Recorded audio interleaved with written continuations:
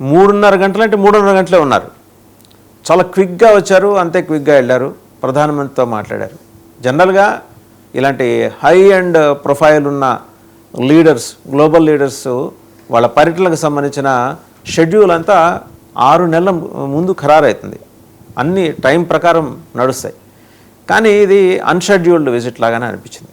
కారణాలు బయటికి రకరకాలు చెప్తున్నారు. ఏంటంటే ఏదో 2 దేశాల మధ్య వాణిజ్యపరమైన ఒప్పందాలకు సంబంధించి ఆయన అంత అర్జెంటుగా విమానంలో బయలుదేరి ఇవాళే వచ్చి ప్రధానమంత్రితో మాట్లాడక్కల. కారణాలు వేరే ఉన్నాయి. ఆ వేరే కారణాలు ఏంటి, ఎందుకంత హడావిడి visit, as to what prompted him to visit Bharat, వీటన్నిటి మీద సమగ్ర విశ్లేషణ చేయడానికి మనతో ఉన్నారు geopolitical affairs expert Suresh Kochatla garu. నమస్తే సురేష్ జీ. నమస్కారం. షేక్ మొహమ్మద్ బిన్ జాయద్ అల్ నహ్యాన్ పేరు పెద్దదే, ఆయన ప్రొఫైలు పెద్దదే. కరెక్ట్. ఇప్పుడు జరిగింది ఏంటంటే చాలామంది మన దేశంలో ఒకటే కాదు, చుట్టుపక్కల ఉన్న దేశాలు కూడా కొంచెం పజిల్ అయిపోయారు. మీరు చెప్పినట్లు ఒక విజిట్ ఎప్పుడు జరుగుతున్నప్పుడు, ఒక ఎస్పెషలీ ఆ లెవెల్లో ఉన్న ఒక ప్రెసిడెన్షియల్ లేకుంటే ప్రైమ్ మినిస్టరియల్ విజిట్ నడుస్తున్నప్పుడు అది 6 నెలల నుంచి ఒకసారి సంవత్సరం ముందే డిసైడ్ అవుతుంది మొత్తం అజెండాతో సహా. మినిమం 3 నెలలు.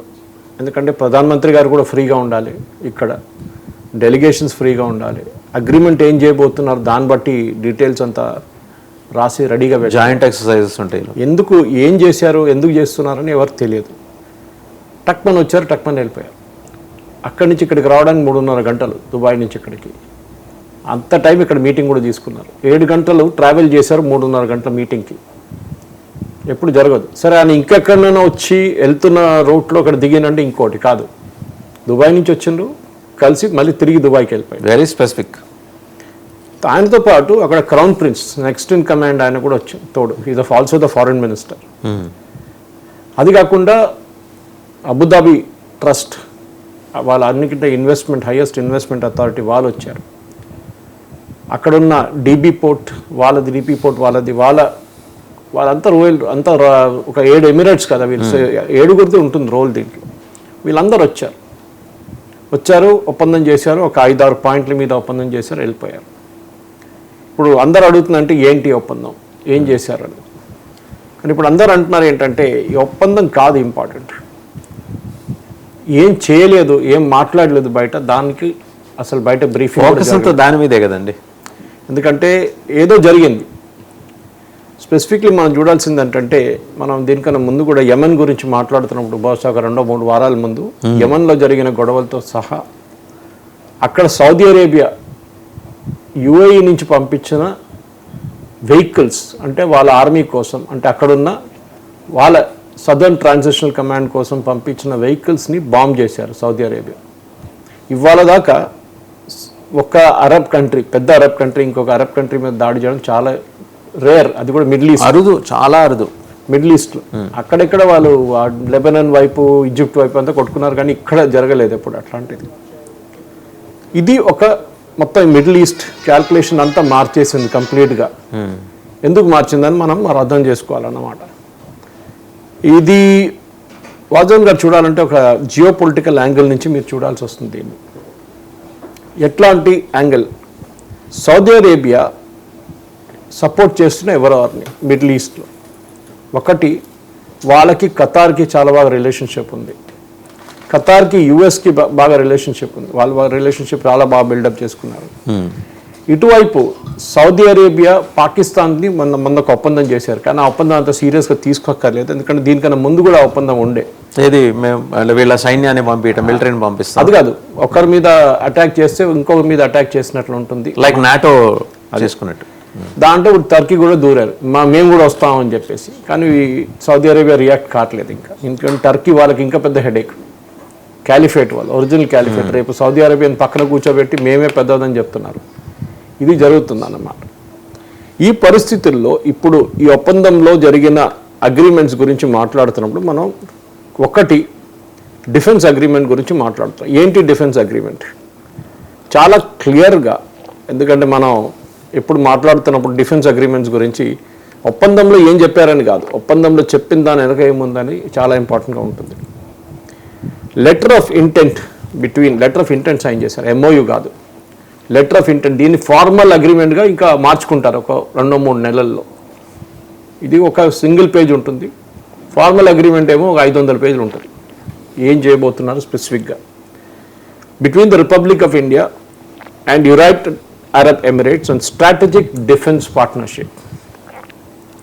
నా యునైటెడ్ అరబ్ ఎమిరేట్స్కి వాళ్ళకి డిఫెన్స్ ప్రొడక్షన్ ఎక్కువ లేదు. ఫర్ ఎగ్జాంపుల్ వాళ్ళకి మిసైల్ కావాలన్నా, డ్రోన్స్ కావాలన్నా, ఈవెన్ వెహికల్స్ తయారు చేయాలంటే వాళ్ళ దగ్గర కెపాసిటీ లేదు. 27% జీడిపికి కాంట్రిబ్యూట్ చేస్తుంది వాళ్ళ ఆయిల్ ప్రొడక్షన్. అది కూడా దుబాయ్లో ఏం లేదు, మిగతా ఎమిరేట్స్లో ఉంది అనమాట ఆయిల్. సో ఇట్లాంటి పరిస్థితుల్లో ఇది చాలా క్రూషియల్గా ఉండిపోతుంది. అది సైన్ చేసిన అన్ని అగ్రిమెంట్స్ కన్నా I think one of the most important think is this defence agreement. భారతదేశం నుంచి ఏమేం తయారు చేసి యుఏఈకి ఇస్తారు, ఎక్కడ డెలివర్ చేస్తారు, అది కూడా ఇంపార్టెంట్. ఒక్కొక్కసారి డైరెక్ట్ యుఏఈకి అక్కర్లేదు, సొమాలీలాండ్లో డెలివర్ చేసేసేయండి, అక్కడ పడేసేయండి అంటారు వీళ్ళని. మనం అక్కడ పంపించేస్తాం, పేమెంట్ మనకు వచ్చేస్తుంది యుఏఈ నుంచి. మన డిఫెన్స్ ఇండస్ట్రీ ప్రాస్పర్ అవుతుంది. So UAE is interested in Somaliland. Already there, already అక్కడ ఉన్నారు. ఇజ్రాయెల్ దానికన్నా ముందు వాళ్ళు రికగ్నైజ్ చేశారు. కానీ చాలామంది తెలియకుండా పోయింది ఏంటంటే అక్కడ ఆల్రెడీ యుఏఈ వాళ్ళ ఇంట్రెస్ట్ కూడా అక్కడ ఉంది సోమాలీలాండ్లో. ఎందుకంటే సోమాలియా నడుమే గొడవ దీనికన్నా ముందు మనం మాట్లాడాం. సోమాలీలాండ్లో ఒక పార్ట్ ఆఫ్ సోమాలియా ఉండే ముందు, తర్వాత వాళ్ళు మర్జ్ అయిన తర్వాత ఇప్పుడు డీమర్జ్ చేసుకున్నారు ఒక 30 సంవత్సరాల ముందు. They are the only democracy in that area.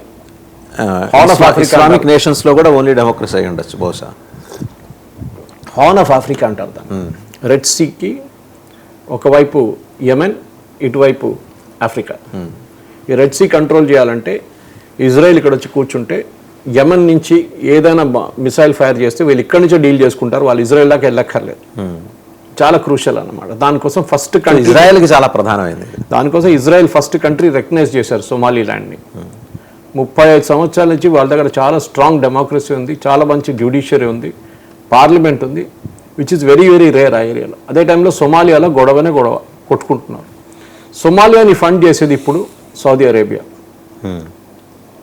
UAE సోమాలి ల్యాండ్ని సపోర్ట్ చేస్తున్నారు. Same thing like what is happening in Yemen. దాంతోపాటు ఇజ్రాయెల్ కూడా దూరిపోయారు. మీకు గుర్తుంటుంది అబ్రహాం అకార్డ్స్ అని చెప్పి యునైటెడ్ స్టేట్స్ ఫ్లోట్ చేసిన ఒక అకార్డ్ ఉంది. ఈ అబ్రహాం అకార్డ్ని వాసుదేవన్ గారు, UAE is the first country to recognise Abraham Accords. Saudi Arabia almost సంతకం పెట్టడానికి వచ్చినప్పుడే గాజా ప్రాబ్లం మొదలైంది. దీనికన్నా ముందు కూడా చెప్పుంటాను నేను, El Al aircraft Israeli airline, national airline వచ్చి ల్యాండ్ అయ్యారు. ఎక్కడ? అబుదాబిలో, దుబాయ్లో, చాలా చోట్ల ల్యాండ్ చేశారు వాళ్ళు. సో అక్కడే మనకు తెలిసిపోతుంది వీళ్ళ ఇంపార్టెన్స్ ఏంటి. ఇజ్రాయెల్ అండ్ యుఏఈ ఒక కొత్త ఒప్పందం మీద వస్తున్నారు. ఇప్పుడు ఇజ్రాయెల్కి మేజర్ ప్రాబ్లం ఏం లేదు, ఎందుకంటే గాజాని మొత్తం ఫినిష్ చేసేసారు. గాజాలో ఇప్పుడు ఒక ప్రైవేట్ లిమిటెడ్ కంపెనీ పెట్టబోతున్నారు మన ప్రపంచ పోలీసు. దాంట్లో మనల్ని కూడా పిలిచారు, ఒక $1 బిలియన్ పెట్టండి, మేము షేర్ హోల్డింగ్ ప్యాటర్న్స్ ఇచ్చేస్తాం, ప్రైవేట్ లిమిటెడ్ కంపెనీ. మనం మొత్తం అందరు కలిసి గాజా స్టిల్ దేర్ కదా సార్. ఏం సార్, హమాస్ ఉంది కదా ఇంకా ఇక్కడ. వాళ్ళ ప్రెజెన్స్ అంతా పోయింది, కంప్లీట్గా పోయింది. ఒక సీజ్ ఫైర్ ఉంది ఒకటి, వాళ్ళు ఏం చేయలేరు ఇప్పుడు. సో ఆ పరిస్థితుల్లో రీకన్స్ట్రక్షన్ ఆఫ్ గాజానికి సెకండ్ పాయింట్, అక్కడికి వద్దాం మనం. ఇప్పుడు మనం ఉన్నది యుఏఈ దగ్గర. అవునవును. ఇప్పుడు యుఏఈ చేయబోతుంది ఏంటంటే, వీళ్ళు మెయిన్గా వీళ్ళకి కావాల్సింది డిఫెన్స్ ఎక్విప్మెంట్. అది వీళ్ళు యుఎస్ దగ్గర నుంచి కొనాలనుకున్నప్పుడు సౌదీ అరేబియా అబ్జెక్ట్ చేస్తున్నారు. సౌదీ అరేబియా అబ్జెక్ట్ చేస్తున్నప్పుడు ఎవరి దగ్గర కొంటారు? నెక్స్ట్ బిగ్గెస్ట్ ఆప్షన్ వాళ్ళకు ఉన్నది భారతదేశం. సో మన వైపు నుంచి డ్రోన్లు, మన వైపు నుంచి మిసైళ్ళు, మన వైపు నుంచి షిప్స్, మన వైపు నుంచి ఇంకా కావాల్సిన అమ్యునిషన్ కూడా మనం మన డిఫెన్స్ ఫ్యాక్టరీస్ నుంచి ఇస్తాం. మనకు ప్రాబ్లం లేదు. So that is the first item. Second is sale and purchase between Hindustan Petroleum Corporation and Abu Dhabi National Oil Gas Company. Okay. ఇది న్యాచురల్ గ్యాస్, లిక్విఫైడ్ ఎల్ఎన్జీ అంటే. అది 0.5 billion metric tons per year పెంచుతున్నారు, అక్కడ తీసుకొస్తున్నారు. So దాంతోపాటు ఖతర్ తర్వాత UAE will be the second largest LNG supplier to India. So వాళ్ళకు కూడా ఒక బెనిఫిట్ వచ్చేస్తుంది అనమాట యుఏఈకి. ఇప్పుడు మనం చూసుకుంటూ పోతే ఇట్లానే వాసుదేవన్ గారు ఒక 8-9 పాయింట్ల మీద ఇట్లా సంతకం చేశారు. అది కాకుండా నేను చెప్పినట్లు ఇంకేదో ఉంది, అది కూడా సపరేట్గా తీసుకుందాం మనం, దీనికి సంబంధం లేదు. అంటే బయటకి కనిపిస్తున్న ముందర మాట్లాడదు అప్పుడున్న దాని ప్రకారం ఇప్పుడున్న LOU మనం మాట్లాడాల్సింది. ఏం జరుగుతుందని మనం చాలా క్లారిటీగా మనం మాట్లాడుతున్నప్పుడు, గుజరాత్లో government of Gujarat and republic of India and ministry of investment of United Arab Emirates for development of Dholera special investment region, Dholera అని చెప్పి ఒక ఏరియాలో వీళ్ళు రసల్ ఖైమా చేశారు చూడండి, అట్లనే వీళ్ళు ఒక special independent economic reason create చేస్తారు. అక్కడ ఏంటంటే మీకు ట్యాక్స్లు ఉండవు, సేల్స్ ట్యాక్స్ ఉండదు, GST ఉండదు, అక్కడ మీకు కస్టమ్స్ డ్యూటీ ఉండదు, ఏముండదు. అట్లాంటి ఒక స్పెషల్ ఎకనామిక్ జోన్ క్రియేట్ చేస్తున్నారు ధొలేరాలో. మన దగ్గర కూడా ఉంది చాలా మటు అట్లాంటి సీజెడ్లు మనకి సచవేడు దగ్గర చాలా ఉన్నాయి. సో అది ఇప్పుడు చేయబోతున్నారు. అక్కడ అగైన్ UAE నుంచి ఉన్న మ్యానుఫ్యాక్చరింగ్, UAEకి అంత స్ట్రెంగ్త్ లేదు, డబ్బులు పెడతారు, మనం తయారు చేస్తాం, వాళ్ళు తీసుకెళ్ళిపోతారు. సో ఇది జరగబోతుంది. అది కాకుండా గిఫ్ట్ సిటీ కూడా ఉంది, గిఫ్ట్ సిటీలో కూడా they will put up some, definitely డబ్బులు పెడతారు అక్కడ కూడా. మీకు గుర్తుంటుంది బాజీవన్ గారు, ఈ ప్రాబ్లం ఇది మొదలైనప్పుడు, ఈ టాక్స్ నిన్న మొదలైనప్పుడు పాకిస్తాన్లో ఉన్న టెలివిజన్ ఛానల్స్ని నేను ట్రాక్ చేశాను ఇవాళ పొద్దున కూడా. వాళ్ళందరూ బూతులు పెడుతున్నారు ఎవరిని, UAEని. ఎందుకంటే మేము సౌదీ అరేబియాతో ఉన్నాము, మీరు UAE ఎవరు అదని చెప్పేసి. కానీ వీళ్ళకి ఎక్కువ దమ్ లేదు మాట్లాడారు, ఎందుకంటే UAE పాకిస్తాన్ నుంచి వచ్చిన సిటిజన్స్కి వీసా ఇవ్వట్లేదు ఇప్పుడు, బిచ్చగాళ్ళని కూడా పంపించేసి బంగ్లాదేశ్, పాకిస్తాన్ అట్లాంటి చాలా దేశాల్లో వాళ్ళు వీసా ఇవ్వట్లేదు ఇప్పుడు.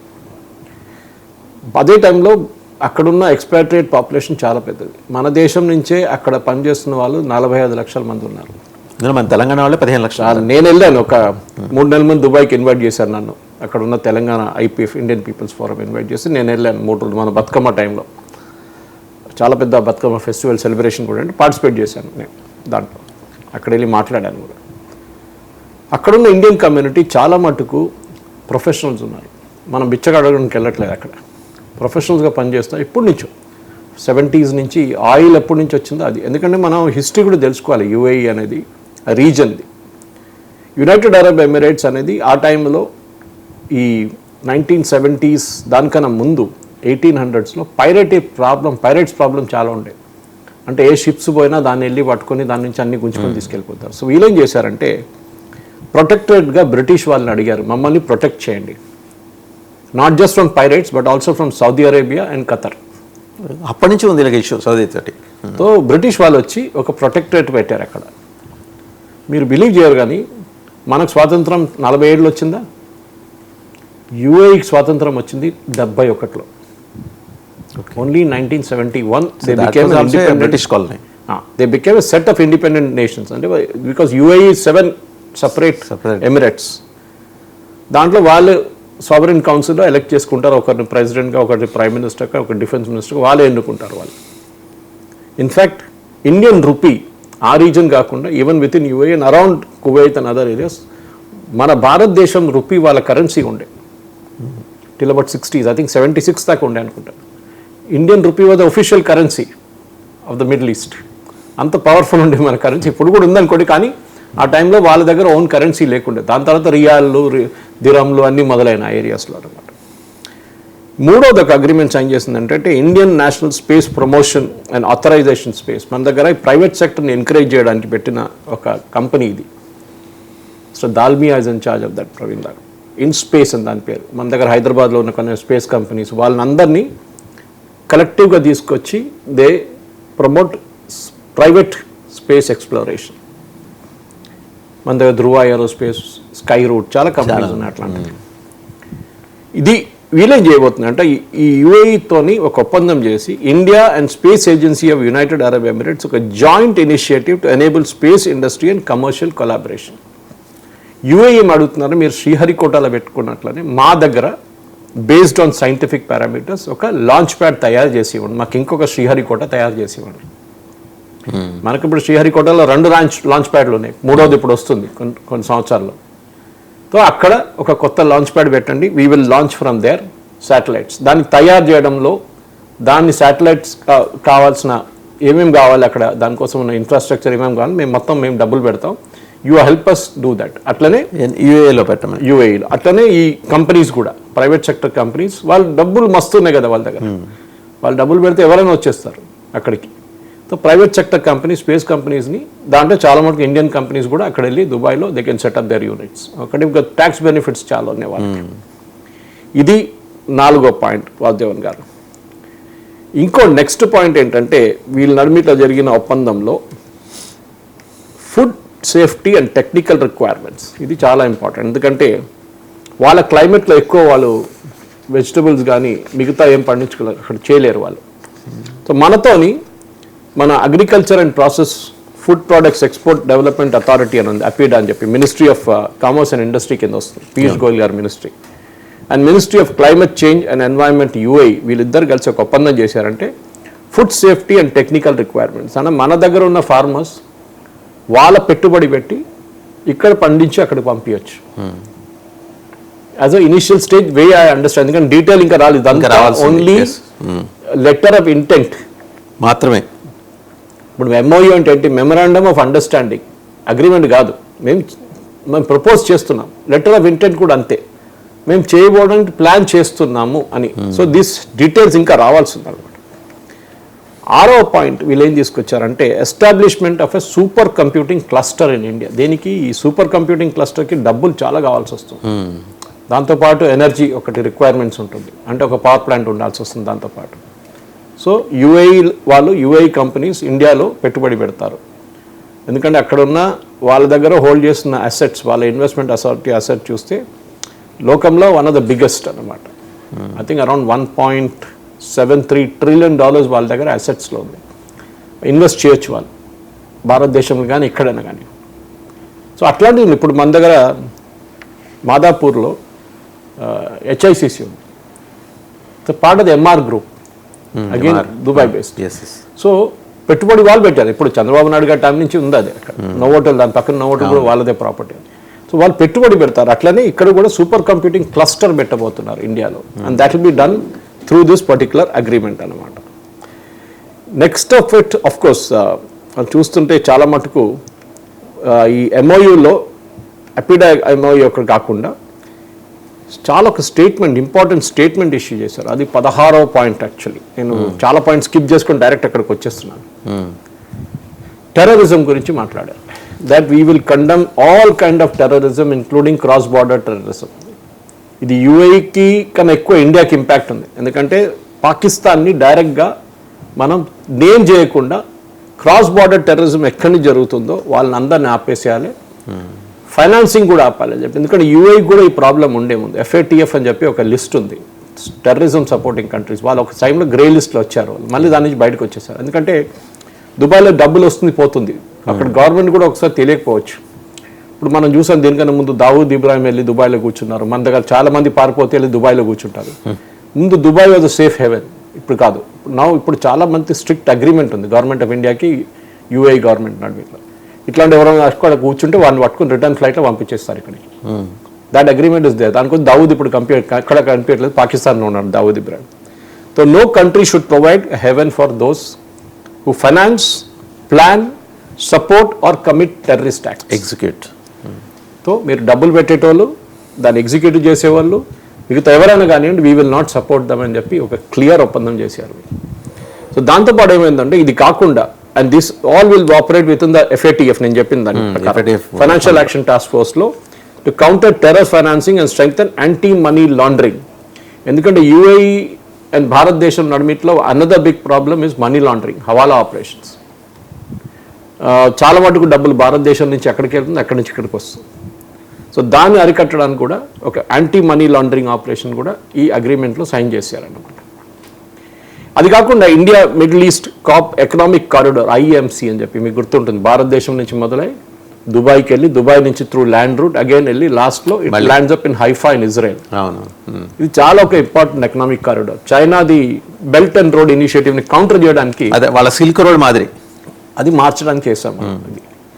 సో ఈ హిస్టారికల్ మూమెంట్లో చాలా మటుకు చూస్తే ఈ అగ్రిమెంట్స్లో ఇదొక చాలా ఇంపార్టెంట్ ఫ్యాక్టర్ వాసుదేవన్ గారు.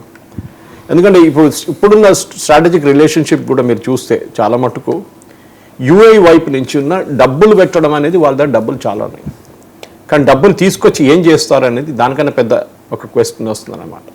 So let us look at various points. దీంట్లో మనం ఒక 8-6 పాయింట్లు చూసాం. అవును. 7వ పాయింట్ ఒక FATF గురించి మాట్లాడాం మనం.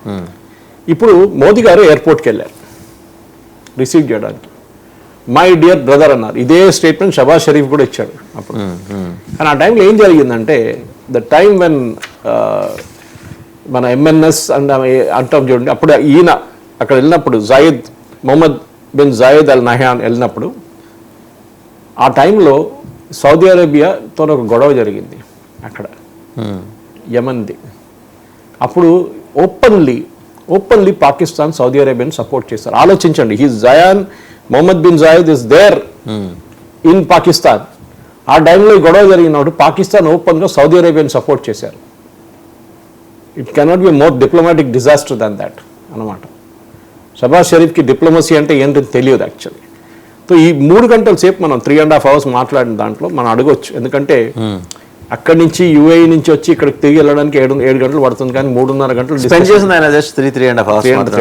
ఎందుకంటే చాలా మటుకు స్పేస్ కొలాబరేషన్ కానివ్వండి, 0.5 million metric tons per annum LNG కొనడం కానివ్వండి, అది కాకుండా చాలా మటుకు unknown things have been discussed. అది ఏమి ఉండొచ్చు అనేది మనం ఓన్లీ వీ కెన్ స్పెక్యులేట్ చేద్దామా సార్? ఇంకోటి వీళ్ళు ఏం డిసైడ్ చేశారంటే ఇప్పుడున్న మన ట్రేడ్ ఇండో-UAE trade is about $100 billion. Okay, దాన్ని $200 billion బైలాటరల్ ట్రేడ్ని పెంచుకోవాలి 2032 దాకా. మనం ఇప్పుడు 2026లో ఉన్నాం అన్నమాట. అంటే ఇంకొక 6 సంవత్సరాల్లో we should increase the trade to $200 billion. ఇప్పుడు మనం ఎప్పుడు ప్రెసిడెంట్ ట్రంప్ ప్రపంచ పోలీస్ పెట్టిన టారిఫ్ గురించి మాట్లాడుతున్నాం చూడండి. ఈ టారిఫ్ మాట్లాడుతున్నప్పుడు కూడా చాలా ఇంపార్టెంట్ ఏంటంటే Dubai is a trading post. దుబాయ్లో ఆయిల్ లేదు, UAEలో ఆయిల్ ఉంది, మిగతా ఎమిరేట్స్. దుబాయ్ ట్రేడింగ్ పోస్ట్, అక్కడ ప్రోడక్ట్స్ వస్తుంది, అక్కడి నుంచి వెళ్ళిపోతుంది. So we can setup use Dubai as a trading post. ఈ టారిఫ్ని అరికట్టి మనం ఆల్రెడీ చేస్తున్నాం, మనం చాలా మటుకు చేస్తున్నాం. కానీ this will be a bigger thing, ఎందుకంటే బాస్మతి లాంటి ప్రోడక్ట్స్ అంతా చాలా మటుకు it sold in UAE maximum. అక్కడి నుంచి ఎక్కడికి వెళ్తుందో మనకు తెలియదు, అదన్నమాట. అది కాకుండా ఇంకొక చాలా ఇంపార్టెంట్ అగ్రిమెంట్ ఏం చేశారంటే development of large and small modular nuclear reactors.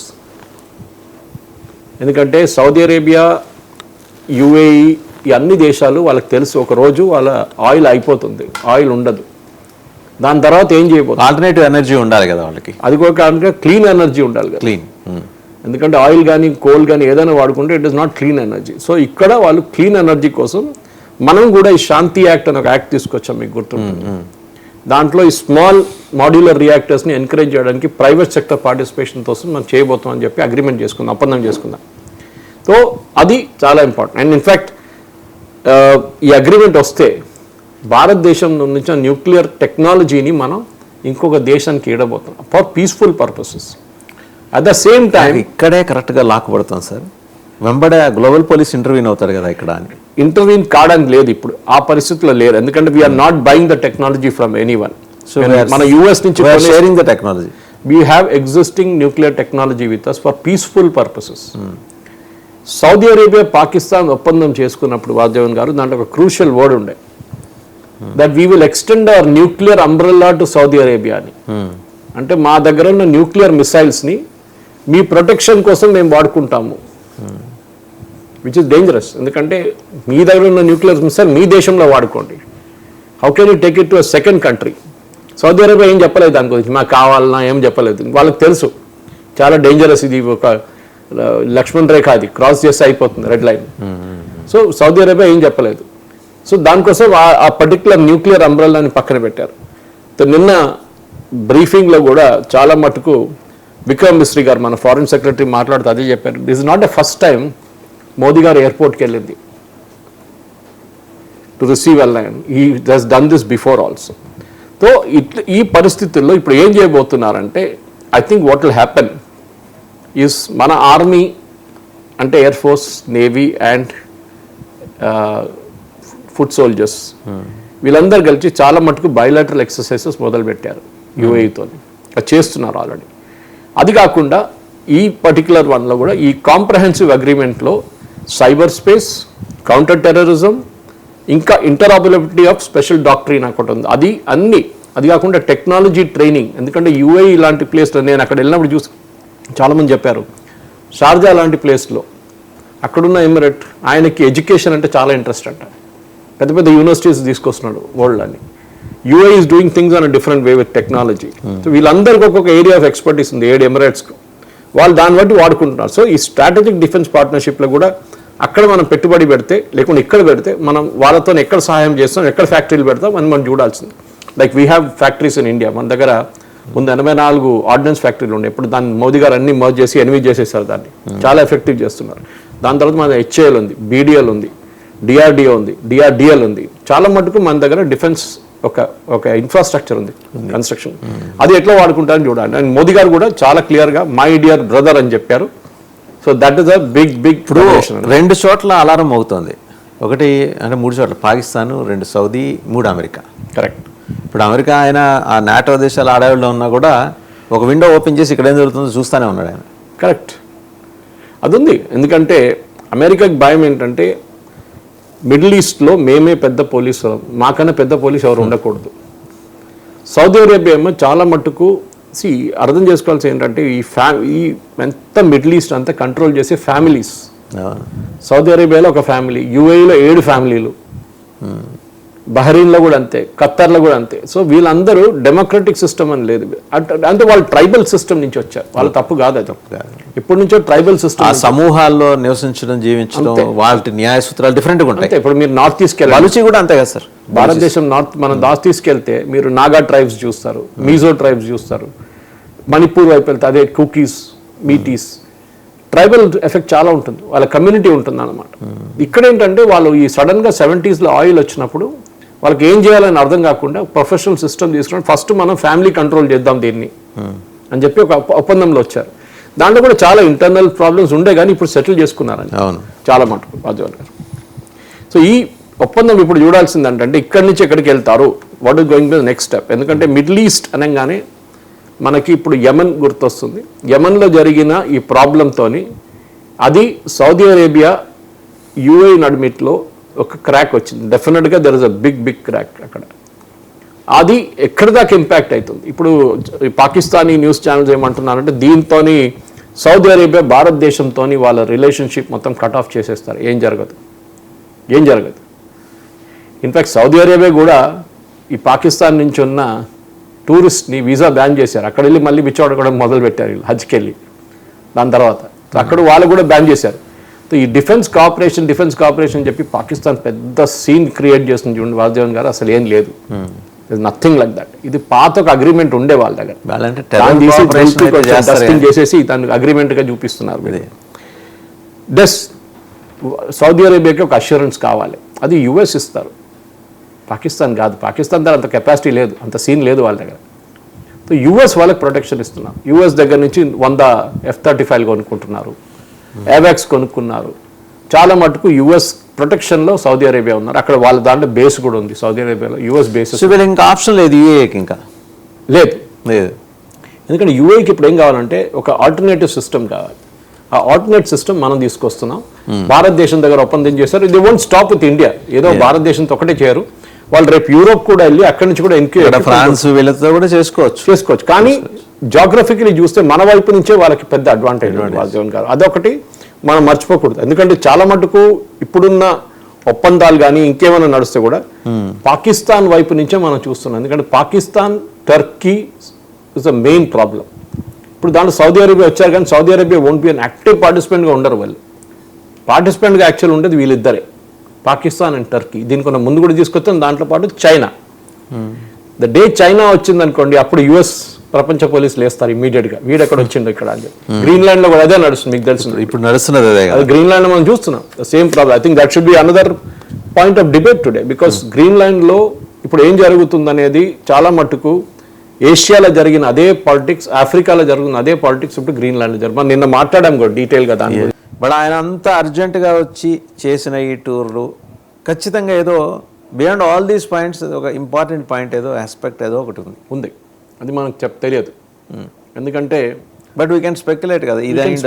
I think it is mostly to do with the fact that యూఏఈకి ఒక ప్రొటెక్షన్ కావాలి. ఇప్పుడు వాళ్ళకి ఎవరు ప్రొటెక్షన్ ఇవ్వట్లేదు.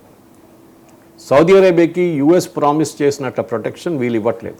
How big it is in the extent of area sir? Extent of area అంటే it is 7 Emirates, Vasudevan garu. At one side is Oman, other side is Saudi Arabia, and then across the border is Yemen. So నడిమిట్లో ఒక maritime route ఒకటి ఉంది, Qatar ఉంది ఒకవైపు. So middle ఈస్ట్లో UAE అనేది ఇప్పుడు చాలా ఇంపార్టెంట్ నేషన్. కానీ మీరు Qatar, US, Saudi Arabia, US ఈ రిలేషన్షిప్ ఉన్నా కానీ మిగతా దాంట్లో ఈ రిలేషన్షిప్ మనకి కనిపించట్లేదు అనమాట.